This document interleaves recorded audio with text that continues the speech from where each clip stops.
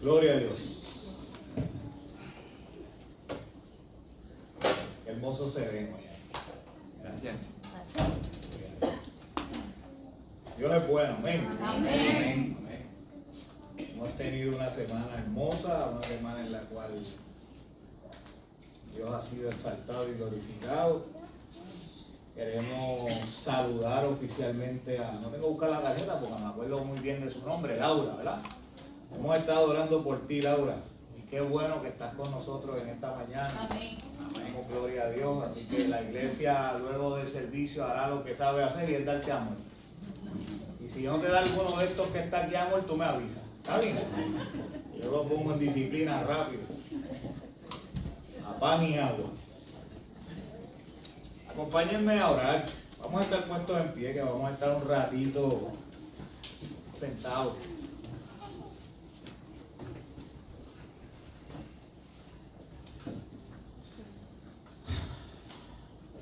Qué bueno eres, Señor. Gracias. Cuán hermoso tú eres, cuán glorioso eres, Señor. Cuán precioso es ver dentro de un mismo edificio un montón de personas con diferentes ideas, diferentes formas de ser, pero unidas por el deseo que tienen de escuchar tu voz, por el anhelo que tienen de glorificar tu nombre, de buscarte a ti, de hallar respuestas en donde único y en quien único las puede dar. Yo te pido, Dios, que hoy salgamos de este lugar listos para enfrentar cualquiera sea la crisis que vivamos, listos para defender lo que creemos, listos para servirte, no importando las consecuencias. Bendice a cada uno de los que está aquí. Oro, Señor, para que nada ni nadie pueda interrumpir esta conversación que a través de tu Espíritu Santo vas a tener en nuestras vidas a través de tu palabra.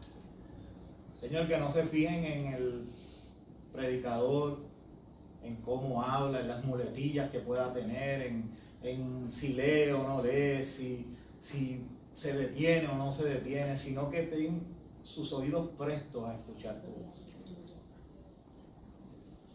De igual manera pido por aquellos que están conectados a través de las redes sociales, o que tal vez más adelante van a poder escuchar este mensaje.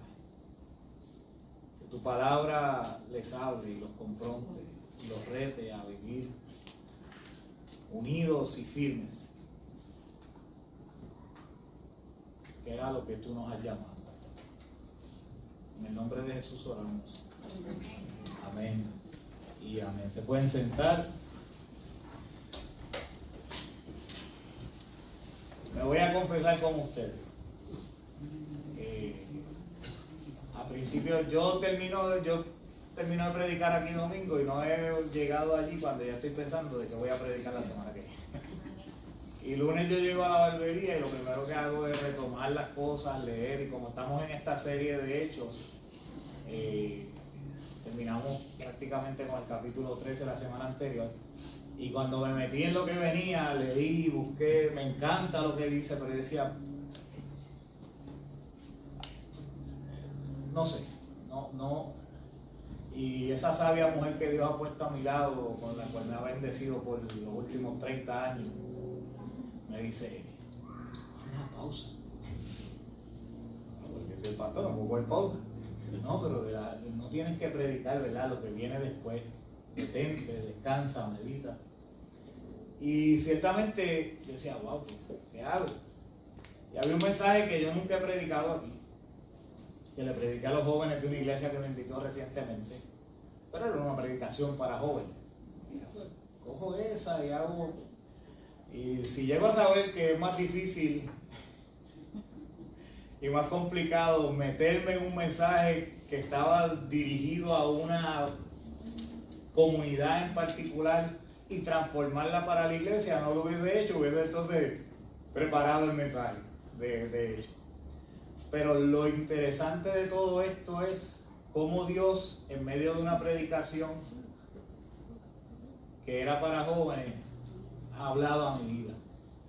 Y cómo Dios, de un mensaje que era corto, que era tal vez sencillo, transformó y preparó un mensaje completamente diferente para el día de hoy.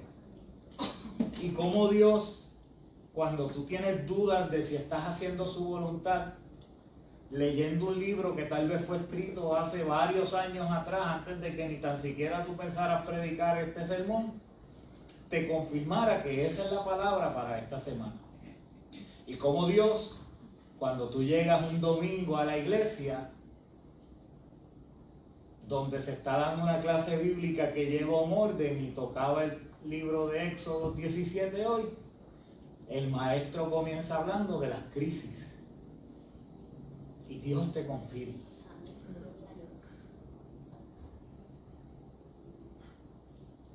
Porque Dios es real. Porque Dios es real. Y Dios quiere hablar a la iglesia en el día. Y yo voy a comenzar haciéndole una serie de preguntas que usted no tiene que contestar en voz alta. Pero más vale que conteste dentro de su corazón. Y la primera es: ¿cuántos de los aquí presentes son o se consideran cristianos, discípulos del Señor, hermanos en la fe o como te quieras llamar? Pregunte eso.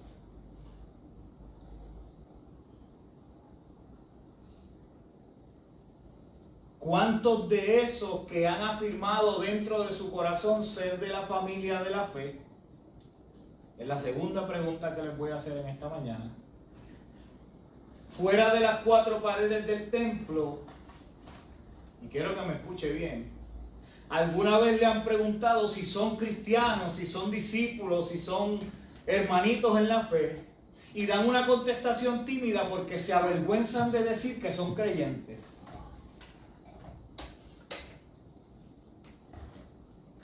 Y usted puede decir con la cabeza que nunca. Pero yo quiero que usted se analice.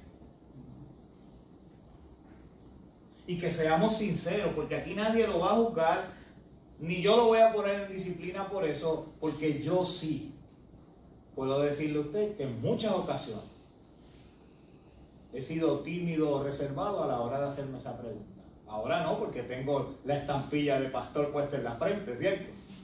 Ahora no me puedo esconder. Pero en mi tiempo de cristiano, sin ser pastor, y en lugares donde nadie sabía que yo era pastor, sí me ha pasado, sí me pasó. En un puesto de gasolina, tal vez comprando una cerveza en el supermercado. No se espante.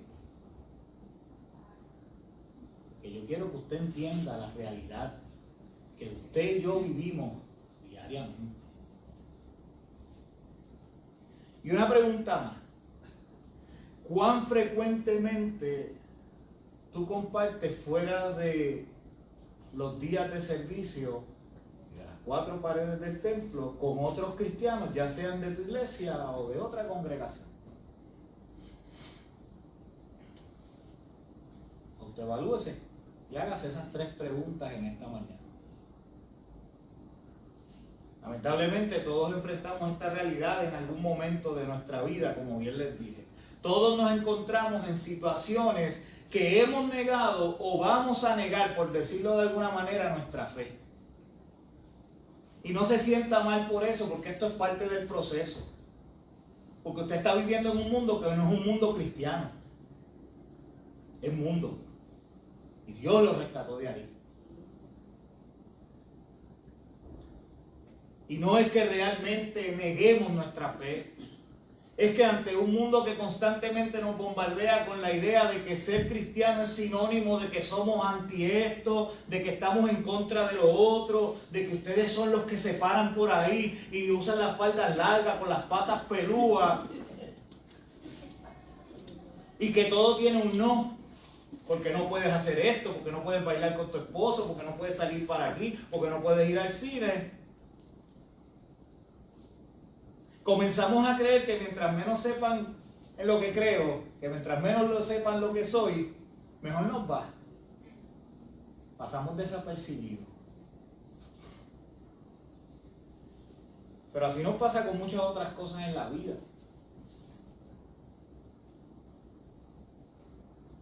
Les voy a dar un ejemplo personal. Qué bueno que mi mamá no está aquí. Porque... Pero me está escuchando. Sí, pero aquí no veo sus ojos. Mi papá fue vendedor ambulante por muchos años. Por más de 30 años mi papá se dedicó a vender en la calle. Vendedor ambulante de comida rápida. En ese tiempo, ¿qué era la comida rápida? Hot dog, hamburgues, sándwich de jamón, queso y huevo, tuna, bistec. Mi papá un día llevaba pollo, otro día llevaba, en cuarentena los viernes llevaba sierra frita y hacía sándwich de sierra. Y era ambulante porque no estaba establecido en un local. Mi papá tenía lo que ahora usted conoce como DoorDash y Uber Eats. Papi hace más de... Yo tengo 53 años y ya mi papá había empezado con eso. Mi papá por la mañana todos los días salía de casa a las 7 de la mañana y cogía una ruta de talleres en el área de Guaynabo. Todos los días, de lunes a viernes, ¿verdad? Corría todos los talleres, autopares, puestos de gasolina en Guaynabo y a las 11 de la mañana llegaba. ¿Cuántos se acuerdan de la grana? ¿Ah? Tú eres viejo.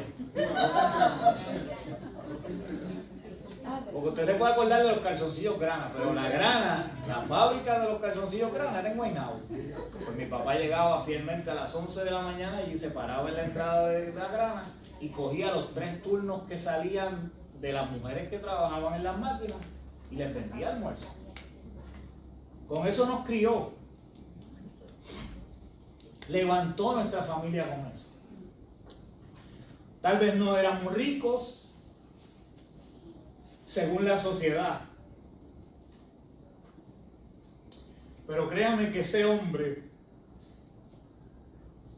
a mí me enseñó a valorar los más pequeños detalles de la vida. Mi papá me enseñó a no pagar por todo. Si puedes hacerlo, hazlo. A disfrutar de la isla porque no hay chavo, nos vamos a pasear. Yo nunca fui a Disney. No había chavo para eso, éramos 3.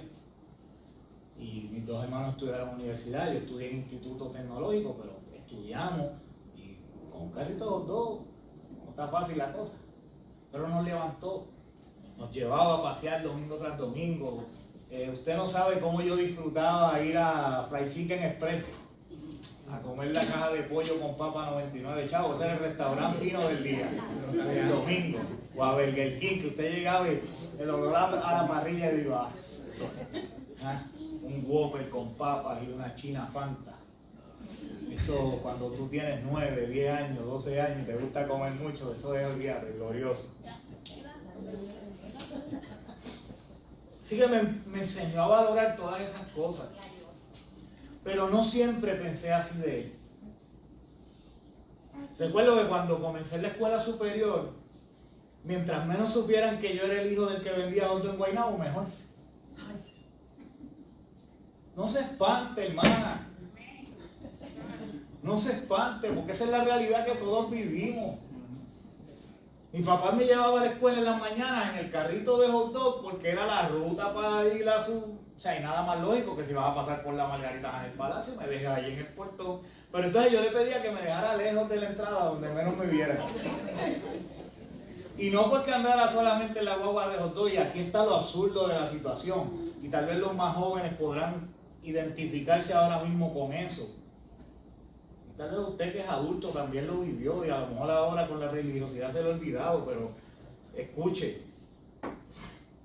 Nuestros hermanos y yo siempre hemos tenido por costumbre pedirle la bendición a nuestros padres y despedirnos y saludarlos con un beso. Eso era ley en casa. Bendición papi, bendición mami y beso para los 2. Y eso a mí me causaba vergüenza cuando me dejaba pasar. No tanto que me llevaran en la boba de los 2. Eso. Yo besar a mi padre frente a los muchachos para que después me cogieran y me montaran un bullying. ¿Ah? Si por afeitarme el bigote en esa época estuvieron años y me cambiaron hasta el nombre, imagínense que vean besando a tu papá. Era la costumbre. Y ahora siento vergüenza de mí por haber sentido vergüenza en aquel entonces. Pero era una respuesta indirecta a las presiones que el mundo impone cuando uno se está formando. Con el tiempo y la madurez que uno va adquiriendo, comienzas entonces a valorar esas cosas.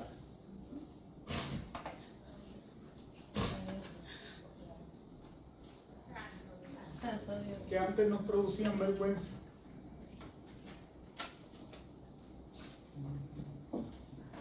Esto es casos como esta experiencia, ¿verdad?, que les acabo de compartir. Porque en estos casos, en casos como estos, que se dan por nuestra inmadurez, hay oportunidad de reflexionar y madurar. Pero en cuanto a la fe, y más cuando estamos grandecitos, los riesgos pueden ser incalculables, incluso pueden ser eternos. Vergüenza. Ustedes se preguntarán que por qué comienzo con esto, y es que como iglesia en este tiempo que nos ha tocado vivir, enfrentaremos, o mejor dicho, estamos enfrentando un mundo que nos quiere hacer doblar sus rodillas ante él.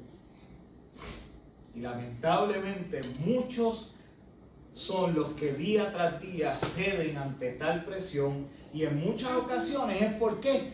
Por orgullo, o mejor dicho, por vergüenza. Hay una realidad que no voy a tratar de tapar ante ustedes, y es que es difícil ser cristiano. Y quiero que sigan el hilo conmigo. Es difícil ser cristiano.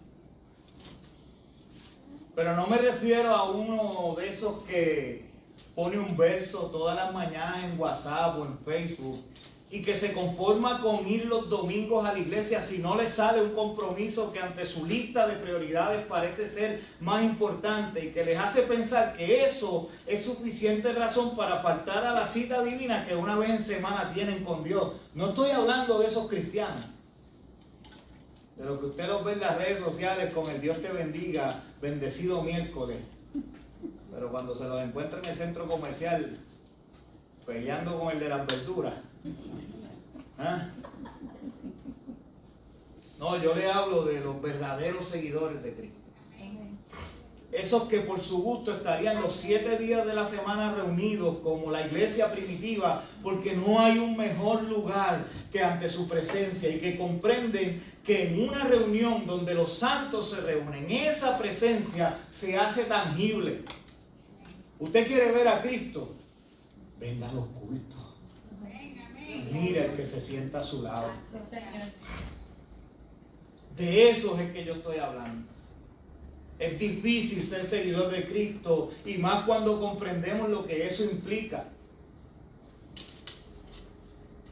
Cuando se llega a cierta edad, tomamos la decisión de seguir a Cristo, y aunque tal vez es cuesta arriba, y sabemos que es cuesta arriba, vivir la vida como Dios nos pide que la vivamos, en un mundo que va en dirección contraria, difícilmente podemos cambiar la decisión que hemos tomado, ¿cierto? Sí, difícil, pero no es imposible. ¿Y sabe por qué? No porque lo diga la Biblia, porque lo hemos visto. ¿Cuántos conocemos que aún siendo grandecitos y adultos, el orgullo, la vergüenza, los afanes de esta vida y las situaciones los hacen claudicar y salirse del evangelio? Así que es difícil, pero no imposible. Son muchos los que al enfrentar las presiones de este mundo se dan por vencidos y abandonan el camino. Luego de muchos años y experiencias vividas, tomamos la decisión de seguir a Cristo con una conciencia clara de que no hay mucho más que el mundo pueda ofrecer, y que al ritmo que va pronto este mundo como lo conocemos llegará a su fin. ¿Es cierto? Entonces nos hace más sentido el evangelio, eso de que Dios nos ama tanto que fue capaz de entregarse a sí mismo por amor a mí, y que a través de ese sacrificio me está ofreciendo la alternativa de no vivir sin esperanza. Pero los tiempos han cambiado y seguirán cambiando, y las presiones del mundo son mucho más accesibles para ti y para mí. Las dejamos entrar por la puerta del frente y sin darnos cuenta nos derrotan. ¿Por qué Pablo dice derrotados, mas no destruidos? Así que nos derrotan, nos hacen caer. En esas caídas es posible que nos apartemos por completo. Porque aquel que crea que está firme, debe que no caiga. En este tiempo y con el acceso ilimitado a la buena y no tan buena información a través de las redes sociales, donde todos los días salen nuevos predicadores, buenos y no tan buenos, es mucho más difícil continuar la carrera. Porque aunque la palabra de Dios constantemente nos invita a mantenernos firmes, las voces del mundo en que vivimos gritan mucho más fuerte. Es entonces donde nuestra fe es probada, invitándonos constantemente a tomar una decisión. O eres o no eres. Y más que aquí adentro, confesarlo cuando te lo pregunto. Otro aspecto de la sociedad en el tiempo que nos ha tocado vivir y que se nos está colando en la iglesia es el individualismo. ¿Usted sabe lo que es eso? Esto de que yo camino solo, hago solo mis cosas. El que solo hace, solo la paga. Mejor solo que mal acompañado. ¿Ah? Yo vivo mi fe en casa. ¿Ah? La mujer sabia edifica la casa, como me dijeron los otros días. Yo digo, pues si la casa le edifica a la mujer sabia, más te vale que te congregue. ¿Ah? Individualismo.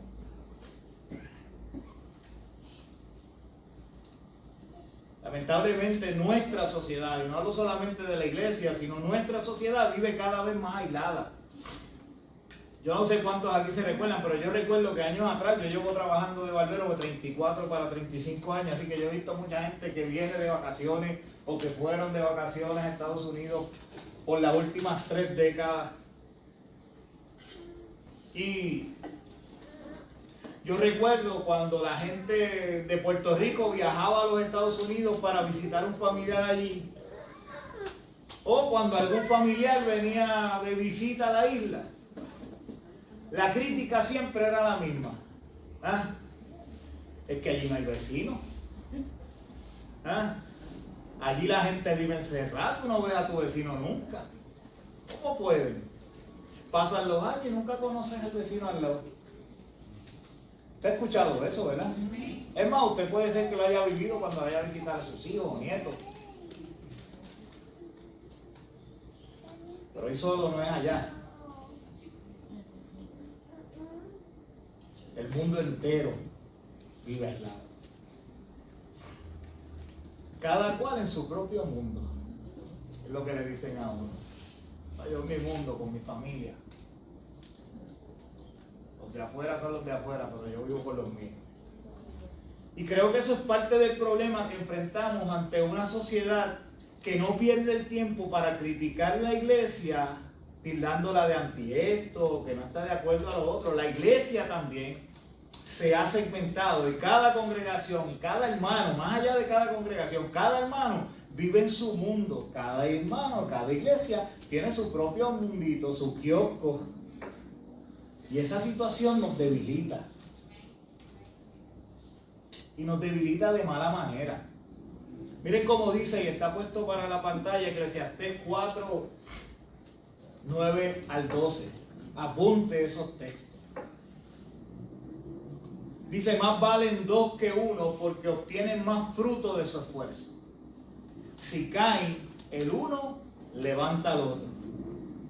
Ay del que cae y no tiene quien lo levante. Si 2 se acuestan juntos, entrarán en calor. Uno solo, ¿cómo va a calentarse? Y esto no habla de sexo. Cuando usted oye acostarse, usted piense en que estamos en el Viejo Testamento. Escribió Salomón, que está hablando de cuando no había luz, cuando no había frisa, y cuando usted estaba en el desierto en las noches, que caía ese frío pelú, usted solo, ¿quién lo iba a calentar? ¿Usted ha visto las películas de la gente que se pierde en los Himalayas? ¿Qué hacen? Óigame, no importa que tú seas otro hombre, abrázame, porque si no, no vamos a pasar la noche. Eso es lo que se está refiriendo aquí. Uno solo puede ser vencido, pero 2 pueden resistir. Y me encanta como dice el último, que lo sé que casi todo el mundo lo sabe aquí. La cuerda de 3 hilos no se rompe fácilmente. Estos textos lo que nos presentan es la fuerza que hay en la unidad. Mensaje central en la oración de Jesús por todos los que creerían en su palabra, de aquellos discípulos que venían después de él y la predicarían, ¿cierto? En Juan 17, 20 y 21, Jesús dice: no ruego solo por esto, ruego también por los que han de creer en mí por el mensaje de ellos, para que ¿qué? Para que todos sean uno. Padre, así como tú estás en mí y yo en ti, permite que ellos también estén en nosotros. ¿Para qué? Para que el mundo crea que tú me has enviado. Así de importante, así de necesaria es la unidad en el cuerpo. Porque es que a través de ella enviamos el mensaje que Dios quiere que compartamos. El evangelio no va a ser efectivo si no hay unidad. Además de que nos hace más fuertes ante las situaciones que llegarán a nuestra vida, porque hilo de tres va a ser más difícil partir, ¿cierto?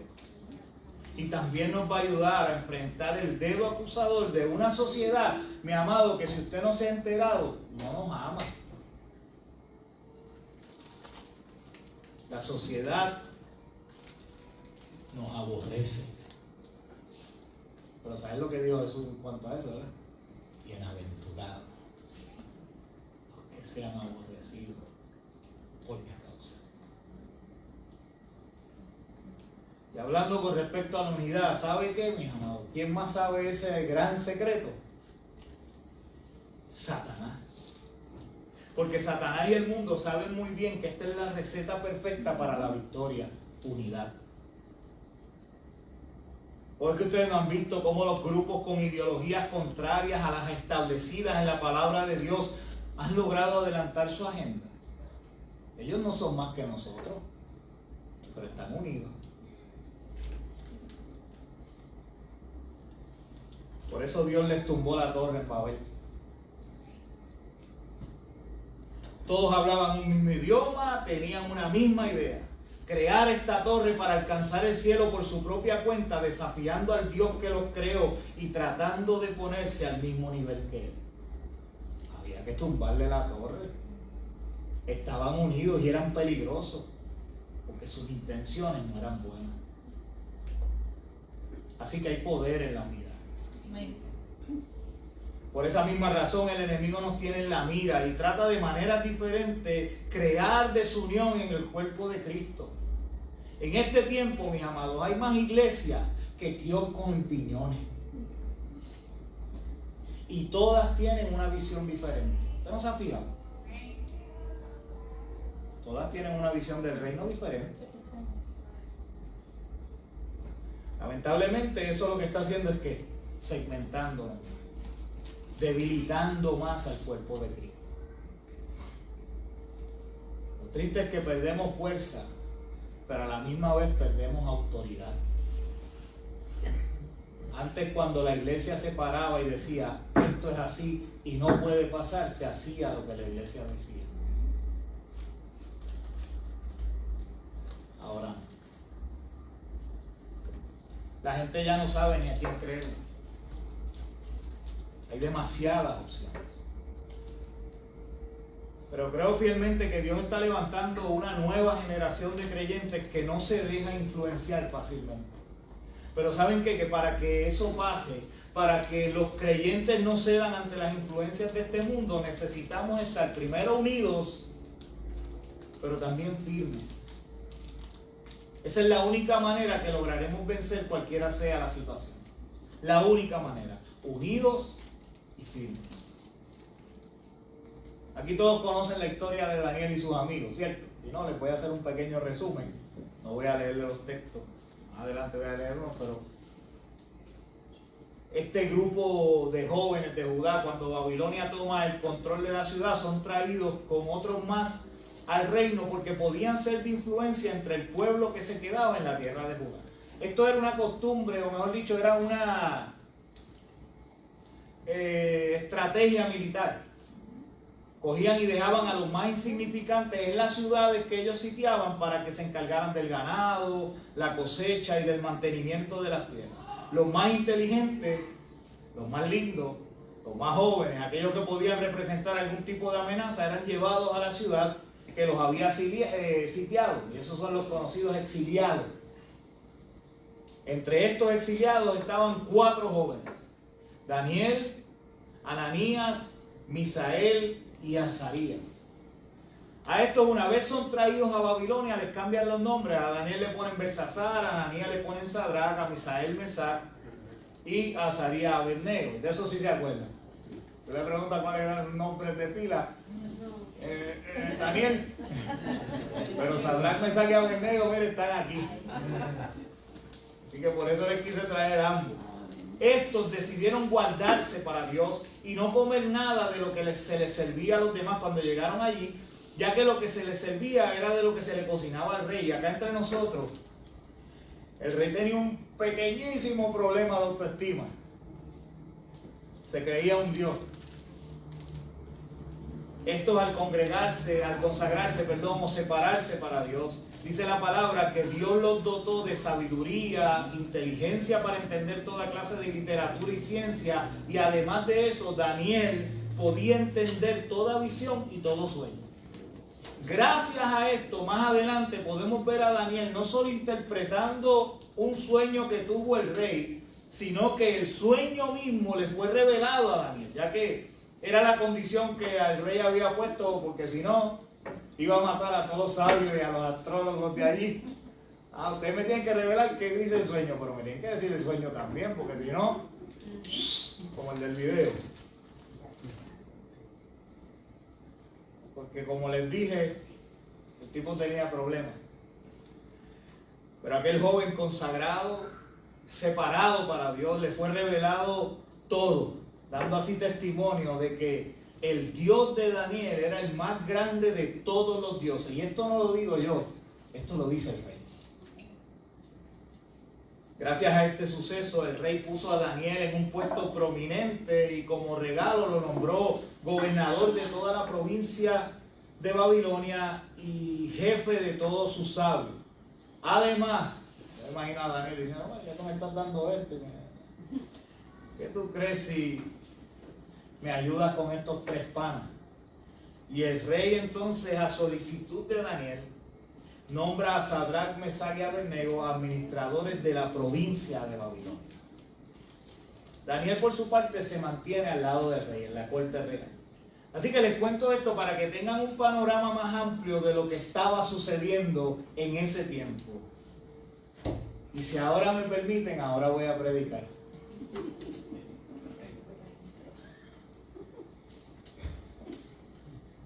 Porque quiero compartirles brevemente lo que entiendo Dios quiera que comparta con ustedes en este día. Acompáñenme a leer la Biblia en Daniel 3, 1 al 6. No se apuren que no voy a tardar mucho más de 2 horas de aquí en adelante. Me encanta ese amén. Gracias. Por lo menos un amén. Ya sé que los demás se pueden ir y te quedan de quedar. Daniel 3, 1 al 6, nueva versión internacional, va a estar puesto en pantalla para beneficio de aquellos que no tienen versión digital. Dice: el rey Nabucodonosor mandó hacer una estatua de oro de 60 codos de alto por 6 codos de ancho y mandó que la colocaran en los llanos de Dura, en la provincia de Babilonia, provincia que gobernaban aquellos, que los habían puesto de administrador, ¿cierto? Luego ordenó, y aquí me perdonan si me equivoco, ordenó a sátrapas, prefectos, gobernadores, consejeros, tesoreros, jueces, magistrados y demás oficiales de las provincias que asistieran a la dedicación de la estatua que había mandado a erigir. Para celebrar tal dedicación, los sátrapas, prefectos, gobernadores, consejeros, tesoreros, jueces, magistrados y demás oficiales de las provincias se reunieron ante la estatua del rey Nabucodonosor, que el rey Nabucodonosor había ordenado a erigir. Entonces el heraldo proclamó a voz en pueblo: a ustedes, pueblos, naciones y gente de toda lengua, se les ordena lo siguiente: tan pronto como escuchen el sonido de trompetas, flautas, cítaras, liras, arpas, zampoñas y todo tipo de música, deberán inclinarse y adorar la estatua de oro que el rey Nabucodonosor ha mandado a erigir. todo el que no se incline ante ella ni le adore será arrojado de inmediato a un horno en llamas. Palabra del Señor. Como les dije antes, el hombre tenía serios problemas. Problemas de autoestima, problemas de poder. Pero no solo él tenía problemas, había otros que tenían problemas mayores. Dice la palabra que algunos astrólogos se presentaron ante el rey y acusaron a los judíos. Estos fueron con el chisme a donde el rey le dijeron: oye, hay unos judíos por ahí a quienes su majestad ha puesto al frente de la provincia de Babilonia. Ahí se les nota la envidia, ¿cierto?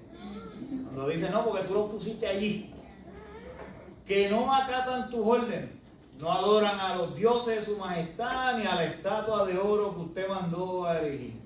Pero no les bastó con dar la misa, tenían que mencionar al santo. ¿Y se trata de quién? Sadrach, Mesach y Abednego. Podían haber 50,000 judíos allí, pero había que mencionar a esos tres, porque fueron los que pusieron al frente. Y es que siempre que tomamos la decisión de servir a Jesús, van a aparecer estos últimos que harán lo imposible por destruirte, o en el peor de los casos sacarte del camino que Dios ha trazado para ti. ¿Y usted sabe qué es lo que pasa, mi amado? Que si te cogen desprevenido, lo van a lograr. Aquí la importancia de mantenernos unidos y firmes. Rodearnos de personas que piensan igual que nosotros. Personas que nos añadan, no que nos resten. Gente que va a quitarme mi bendición o a alejarme de Dios. Mire, sáquelo del lado, por más que usted lo ame. Y se lo digo como experiencia dolorosa propia. Hay gente que amo de corazón, que son amigos y hermanos de la infancia, y he tenido que orarle al Señor y decirle: Señor, no permitas que vuelva a pisar esta barbería, porque me hace daño.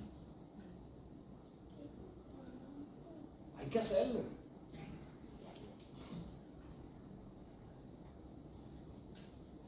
Estos jóvenes tenían claro en quién habían creído. Sabían que el Dios que los había llevado hasta allí y que les había concedido un lugar privilegiado aún dentro de su exilio, aún lejos de su patria, aún lejos de su nación, era capaz de liberarlos del horno de fuego. Pero lo más sorprendente es lo que ellos le dicen al rey.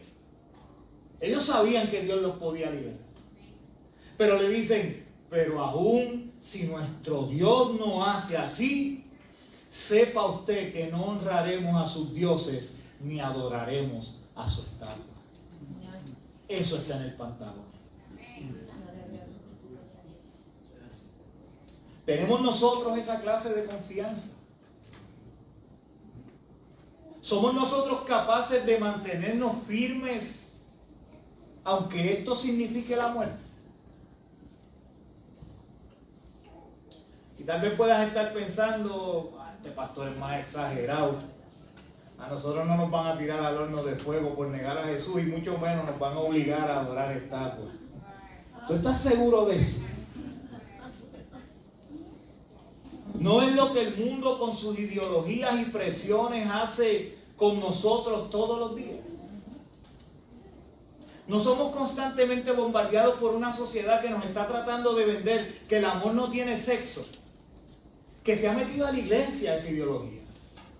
Que el amor no tiene sexo, que Dios nos ama a todos, no importando mi identidad sexual. No nos quieren hacer pensar que la decisión de acabar con una vida en gestación debería ser exclusiva de la madre, que tiene autoridad y poder sobre esa criatura que se está formando dentro de ella. Oiga, y esto en cuanto a temas delicados. Pero en lo cotidiano, las redes sociales con todo este mover de profetas, apóstoles y evangelistas, esto sin contar, mis amados, porque ese es el lado bonito, el lado gracioso, el lado cómico de lo que está pasando en las redes sociales. Esto sin contar con las cientos de páginas que tratan de hacer del Evangelio una burla. Y digo cientos para ser humilde. Pero usted se mete y lo que da es asco ver cómo cogen el Evangelio, lo tergiversan, lo hacen un chiste y una burla. ¿Acaso las redes sociales con esto no nos están educando y no están educando a la sociedad en este tiempo? No los están, como dice la palabra por ahí de moda, influenciando. Modas, tendencias y otras tantas cosas que a plena vista parecen inofensivas, pero que están moldeando constantemente nuestro carácter. Porque en el tiempo que vivimos es uno que es muy gráfico, rápido y que nos inunda de información solamente con scrollear la pantalla de nuestro teléfono. Usted está recibiendo constantemente información. Y usted si tiene un problema y habla, el teléfono lo escucha y cuando se mete, olvídese. ¿Ah? María estaba compartiendo ayer, pues, después que terminamos la reunión allá atrás, que nos bebimos el café y la lavadora en casa parece un potro salvaje a veces. Empieza a brincar. Y estaba ahí que peleando con la lavadora, hablando en lengua con ella allí. Y cuando se metió al teléfono que buscó Facebook, lo primero que le salió fue un teléfono, un anuncio de Berrío, de la lavadora. Y después dicen que no nos escuchan. ¿Eh? Pero por otro lado, la palabra de Dios, la verdad que está escrita para todos, sigue día tras día perdiendo seguidores, dejando de ser relevante, dejando de ser transformadora. ¿Usted no se ha dado cuenta de eso? Ahora que tenemos más acceso a la palabra, los cristianos la leen menos. Y le voy a decir algo. Ese es el pan de vida. El verbo encarnado es Jesucristo. Verbo es símbolo, sinónimo de palabra, ¿cierto? Así que coma del rollo, mi amado, lea palabra. Aquellos 3 jóvenes no cedieron ante las presiones y por su firmeza en lo que creían, fueron tirados a un horno de fuego que estaba tan caliente que las mismas escrituras nos dejan saber que los que lo llevaron a la puerta para arrojarlo murieron al instante. O sea, eso fue como cuando uno prende el barbecue que va a tirar la carne y mismo queda así. Eso fue lo que pasó ahí. Pero algo sobrenatural pasó. Había con ellos un cuarto hombre. Gloria a Dios. Señor. Uno que su apariencia, según dice la versión Reina Valera, porque aquí es que me encanta como lo dice, su apariencia era similar a la de los hijos de los dioses. Y eso de hijo de Dios me parece un término bastante conocido para usted y para mí, ¿cierto? ¿Acaso aquel cuarto hombre será el mismo que prometió estar con nosotros todos los días hasta el fin? ¿Será el mismo que prometió que en el mundo tendremos aflicciones, pero que confiemos porque Él ha vencido al mundo? ¿Será ese cuarto hombre el mismo que nos advierte que a través de su palabra nos dice que seremos perseguidos, señalados, maltratados a causa de la misma, pero que si perseveramos hasta el fin seremos verdaderamente salvos? ¿Será ese mismo hombre? Yo quiero creer que sí. Estos jóvenes se mantuvieron unidos y firmes ante la adversidad y Dios les dio la victoria. Y no solo les dio la victoria, sino que dice Nabucodonosor, dice la palabra, que Nabucodonosor se acercó a la puerta del horno del fuego ardiendo y dijo: Sadrach, Mesach y Abednego, siervos del Dios Altísimo, salid y venid. Entonces salieron del medio del fuego y se juntaron alrededor de ellos todos los allí presentes, sátrapas, gobernantes, los capitanes y los consejeros del rey, para mirar a esto. ¿Y qué vieron allí? Que el fuego no había tenido poder alguno sobre sus cuerpos, que ni aún su cabello, el cabello de sus cabezas se había quemado, ni sus ropas estaban intactas. ¿Y saben qué? No tenían ni olor a quemón. Yo fui los otros días a comer con María, el miércoles fue, ¿verdad?, a un fast food cercano aquí. Y Parecía que yo me hice el sándwich. Digo, el sándwich era para María, yo no comí chile, pero parecía que yo estaba atrás de la madre. Cuando salí, yo llegué aquí al culto y decía, vuelo a panadero. Pero estos jóvenes, de un horno de fuego que mató a los que lo dejaron en la puerta, ni olor a humo se le quedó. Oiga, al rey no le quedó de otra que decir, bendito sea el Dios de ellos, que envió a su ángel y libró a sus siervos que confiaron en él y que no cumplieron el edicto del rey y entregaron sus cuerpos antes que servir y adorar a otro Dios que es su Dios. Gloria a Dios, Señor. Te adoramos. Santo tú eres mi Dios. Gloria a tu nombre, Maestro. Gracias, Dios. Aleluya. Bendito sea.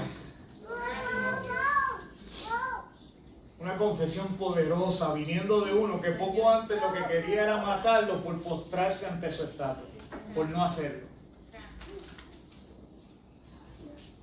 Pero su declaración no queda ahí. Añade él a su declaración, por tanto, y aquí habla el rey, decreto que todo pueblo, nación o lengua que dijere blasfemia contra el Dios de Sadrach, Mesach y Abednego sea descuartizado y su casa convertida en muladar, por cuanto no hay Dios que pueda librar como este. Por cuanto no hay Dios que pueda librar como este.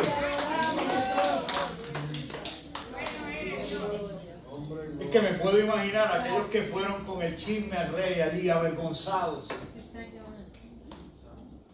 y sentenciados. Mientras que los jóvenes, aquellos 3 hombres de Dios, por no haber cedido ante la presión ni avergonzarse de su Dios, fueron exaltados y sobre todas las cosas Dios fue glorificado. Amén.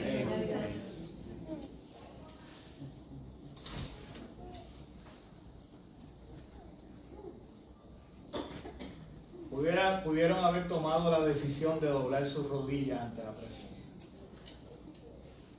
pero se mantuvieron unidos y firmes. No se avergonzaron de su Dios porque sabían de lo que Él era, óigame, y sigue siendo capaz. Amén. No sintamos vergüenza del Dios que nos ha librado de la muerte eterna dándonos vida.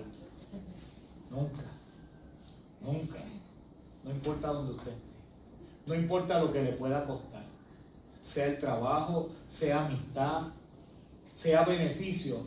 Nunca cambie su postura. Nunca se avergüence de Dios.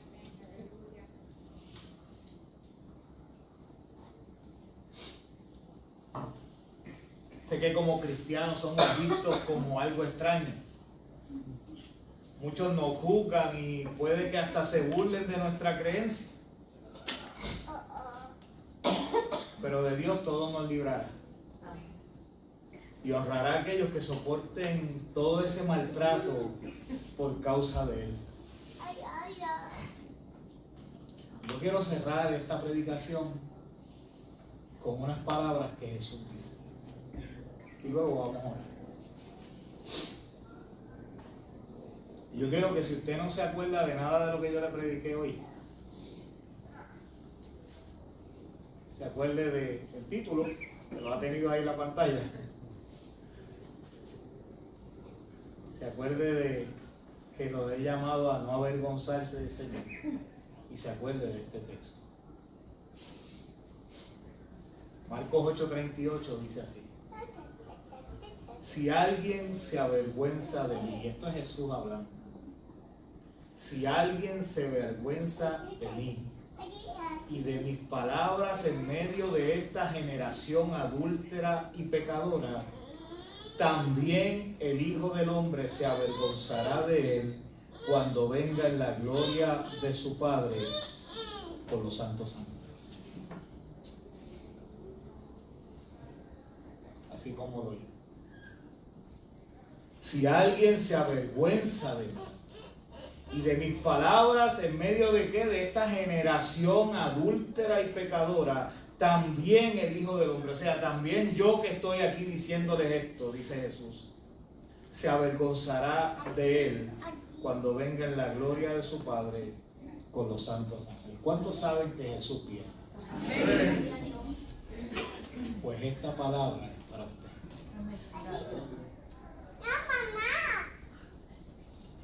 No nos avergoncemos del Señor. Y como cuerpo de Cristo, procure la unidad. Y en medio de la crisis, manténgase firme.